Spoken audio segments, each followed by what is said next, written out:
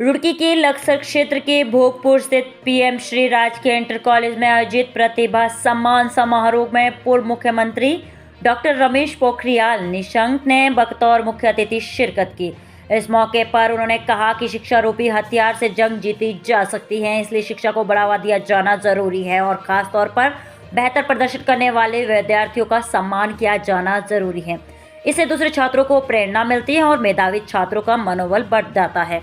College प्रबंधन की ओर से हाई स्कूल और इंटरमीडिएट के मेधावी छात्र छात्राओं को पूर्व मुख्यमंत्री निशंक ने मेडल पहनाकर सम्मानित किया।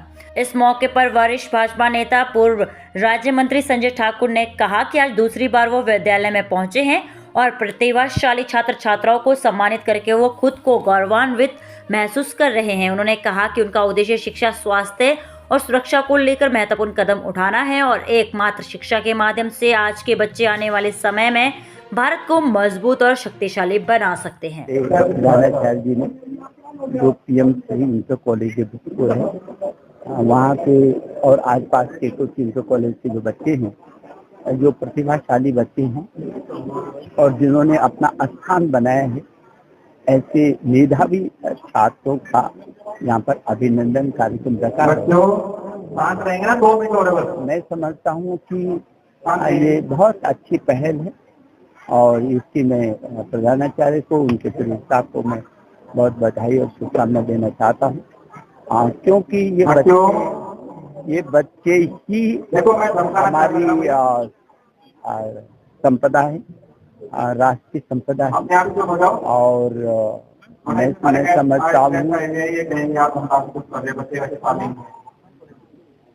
समझता हूँ कि ये कार्यक्रम होते रहने चाहिए और पीएम श्री जितने भी हमारे इंटर कॉलेज हैं, वो आसपास के इंटर कॉलेजों की गतिविधियों का केंद्र बनेंगे।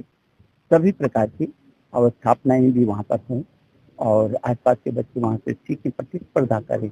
और जो एनईपी 2020 आई है, वो एनईपी 2020 यही बताती है कि हर क्षेत्र में बच्चों को आगे जाना है, बढ़ना है और एक नए भारत का निर्माण जो प्रधानमंत्री के मन में है, 21वीं सदी का एक तो भारत जो स्वर्णिम भारत होगा, जो स्वच्छ भारत होगा, समृद्ध भारत होगा, सशक्त भारत होगा, आत्मनिर्भर भारत होगा, एक भारत होगा, श्रेष्ठ भारत होगा।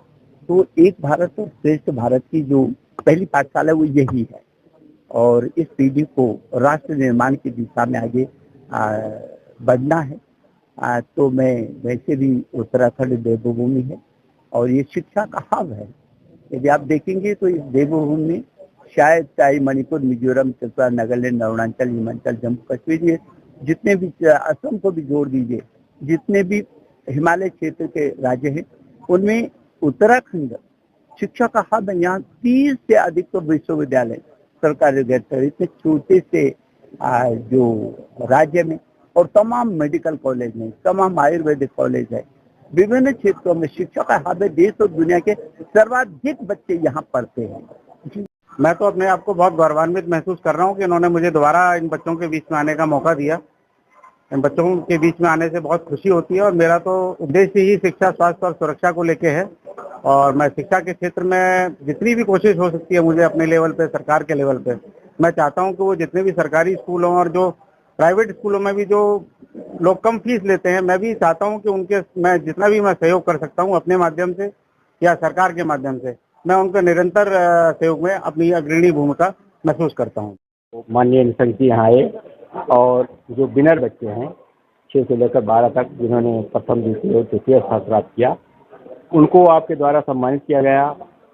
इससे बच्चों की प्रेरणा मिली और जो बच्चे नहीं सम्मानित हो पाए वो भी उस प्रेरणा को लेकर के आगे बढ़ेंगे और भविष्य में वो भी प्रथम, द्वितीय, तृतीय स्थान प्राप्त करने की कोशिश करेंगे। हॉल बन जाने से यहाँ बहुत बड़ा लाभ मिलेगा और जो बच्चे हम बाहर उनको टेंट में बैठा करके सम्मानित करने का कार्यक्रम करा रहे हैं, जब हॉल मिल जाएगा तो हम हॉल में डेकोरेशन करके और उसमें बच्चों को सम्मानित करेंगे। उससे वहाँ का वातावरण जो बच्चों पर पड़ेगा, उसका प्रभाव बच्चों पर कुछ अलग तरीके से होगा और भविष्य में से बच्चे बहुत ही लाभान्वित होंगे।